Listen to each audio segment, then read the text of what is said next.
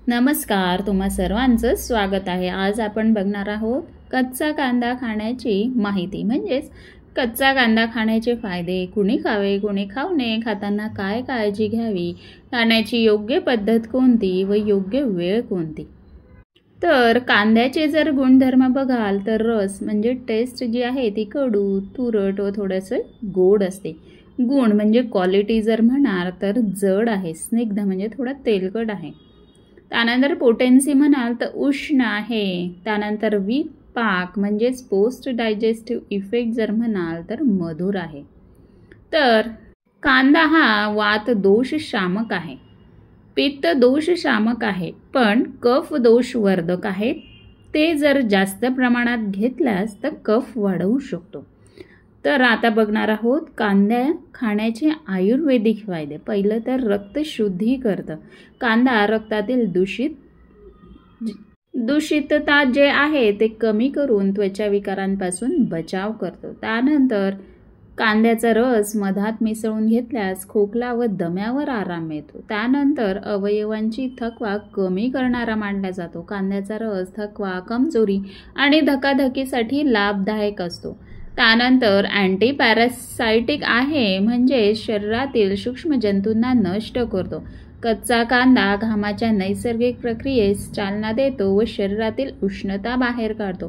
त्वचा रोगांवर सुद्धा खूप फायदेशीर ठरतो। कांद्याचा रस फोड, पुरळ, खरूज, डाग यावर लावल्यास आराम मिळतो। त्यानंतर दाढदुखीवर सुद्धा, सांधेदुखीवर सुद्धा ह्या कांद्याचे उपयोग होत असतात। त्यानंतर कांदा म्हणाल तर हृदयासाठी सुद्धा हितकारक आहे। कांद्यात अँटीऑक्सिडंट्स व फ्लॅवोनॉइड्स असल्याने हृदयाचे आरोग्य सुधारते, कोलेस्टेरॉल नियंत्रित राहतं। त्यानंतर डायबिटीस नियंत्रण ठेवतं। कांद्यात क्रोमियम नावाचा खनिज घटक असतो जो रक्तातील साखरेची पातळी नियंत्रित करतो।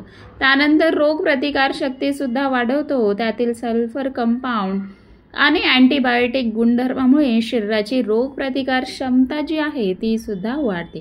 त्यानंतर पचनक्रिया सुधारतो। कांद्यातील फायबर्स पचनास मदत करतात आणि बद्धकोष्ठता टाळतात। त्यानंतर कॅन्सर विरोधी सुद्धा गुणधर्म आहेत। कांद्यात असणारे घटक कॅन्सरच्या काही प्रकारांपासून बचाव करतात। त्यानंतर तोंडाच्या दुर्गंधीवर सुद्धा याचा फायदा होतो।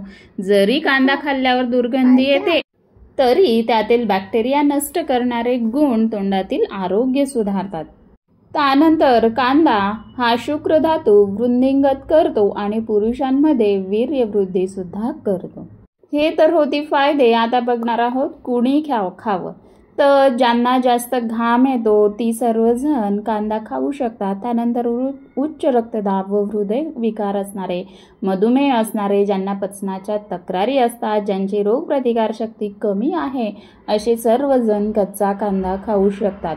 आता बघणार आहोत कांदा कुणी खाऊ नये। ज्यांना गॅस, ॲसिडिटी, अल्सर यांची समस्या आहे, थंडी, सर्दी, श्वसनाचे त्रास आहेत, अशा व्यक्तींनी कांदा खाऊ नये। त्यानंतर काहींना कांद्याची ॲलर्जी असू शकते, त्यांनी सुद्धा टाळायचं आहे। त्यानंतर बाळंतीण स्त्रिया व स्तनपान करणाऱ्या मातांनी डॉक्टरांच्या सल्ल्यानेच खायचं आहे। आता बघणार आहोत खाताना काय काळजी घ्यावी। पहिलं तर अति प्रमाणात टाळायचं आहे। रोज फार जास्त कांदा खाल्ल्यास गॅस, जळजळ होऊ शकते। त्यानंतर घ्यायची काळजी म्हणजे साफ धुवूनच घ्यायचा आहे। कीटकनाशकांच्या अंशापासून बचावासाठी कांदा स्वच्छ धुवून घ्यायचा आहे। त्यानंतर कांद्याचा म्हणजेच ताज्या कांद्यांचा वापर करायचा आहे, कुजलेला कांदा वापरायचा नाहीये। त्यानंतर कांद्याचा रस याचा वापर करत असणार तर तो रस सुद्धा ताजाच घ्यायचा आहे। आता बघणार आहोत खाण्याची योग्य पद्धत व वेळ कोणती। तर दुपारच्या जेवणात कोशिंबीर म्हणून तुम्ही वापर करू शकता, लिंबू, मीठ, कोथिंबीर घालून। त्यानंतर उन्हाळ्यात तुम्ही ताकासोबत थोडा कांदा खाऊ शकता। त्यानंतर भूक वाढवण्यासाठी जेवणाआधी 10 मिनिटे एक छोटा कांदा खाऊ शकता। संध्याकाळी फार उशिराने खाणे चांगले नाहीये, म्हणजेच रात्री तुम्ही खाणं टाळायचं आहे, याच्याने ॲसिडिटी होऊ शकते। तर एकूणच काय, कांदा हा वातशामक आहे, पित्तनाशक आहे आणि कफवर्धक आहे। तो रस, वीर्य आणि ओज वाढवतो। तर कांदा हा तीव्र, उष्ण, कडवट व हलका असून पचनास मदत करणारा आहे।